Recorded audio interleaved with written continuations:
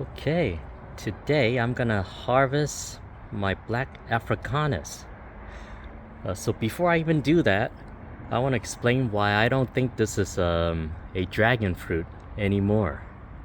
Well, they advertise it as a dragon fruit, the Black Afrikanis. How come you don't think it's a dragon fruit, right? Okay, let's go back to the history, right? Before the word dragon fruit even came about. Dragon fruit. So from what I can read is that the word was developed back in the 60s.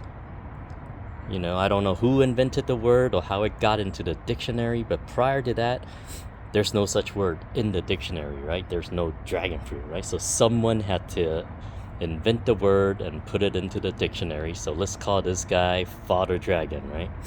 He probably saw this fruit and gave it a name, right? For lack of a better name, let's just call him Forrest because I have Forrest Gump because, that's the only 60s kind of time name I know. So let's say Forrest went out to the market or went to some plantation and saw this fruit, and his friend asked him, "Hey, Forrest, what is this?" Right? The first time seeing this fruit, it's not in the dictionary yet.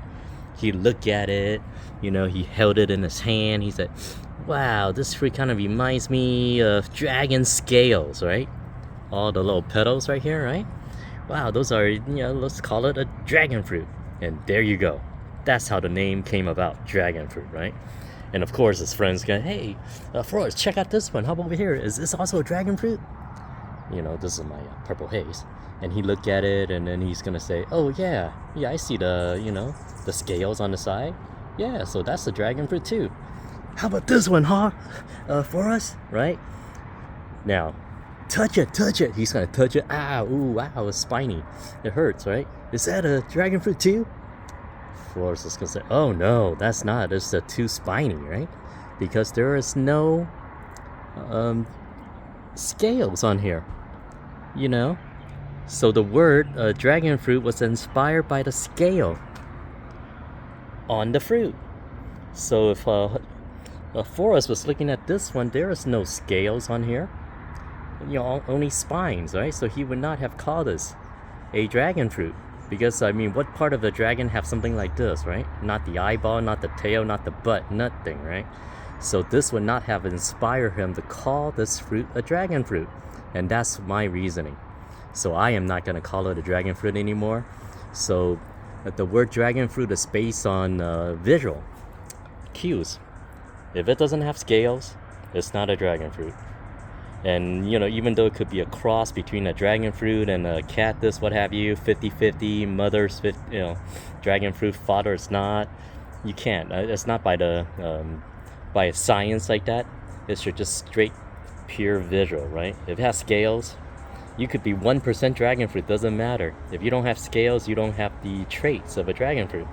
So that's why I'm not gonna call Black Afrikanis dragon fruit anymore. I'm just gonna call it a cactus. Now, if you go back to Forrest, you know what he would have said? "Wow, it's so spiny. It looks like a tiny little hedgehog." Well, it could be a hedgehog cactus fruit, right? But anyways, I'm gonna harvest it. So just so you know, even though it's not a dragon fruit, this is still my favorite in the garden. The Black Afrikanis is so cool looking, right? Compared to just a regular standard dragon fruit. So, you don't need to have Miss Dragon Fruit USA to bring all the boys to the yard, right? If you have something like this, they're gonna show up to your yard, right? So that's why. And it's so impressive to serve. So I kind of trimmed it a little bit so it doesn't take much for me to just break it off. Yeah, so I don't have to cut it. So you gotta handle it with care because of this. And then I also, right here, I have two other ones already. So I'm gonna show you how I'm gonna prepare this. Let me set the camera down real quick.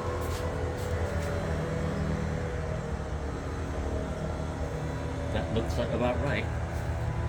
And then, now this is why it's so impressive.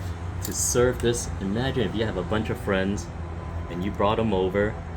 Let me make sure the camera's caught it first before I start showing off. So I realized the quickest way to remove all the hair on here and also the spines is to use a flame. a flame torch. And there you go. Check this out. Yeah, do I even have a flame right there? You go. See? While you're burning, look at that, look at that. It's just burning it all the hair away. Imagine if you're serving this in front of all your friends and family, right? When they come to a party. Man, this is gonna get all the center of attention, wouldn't it?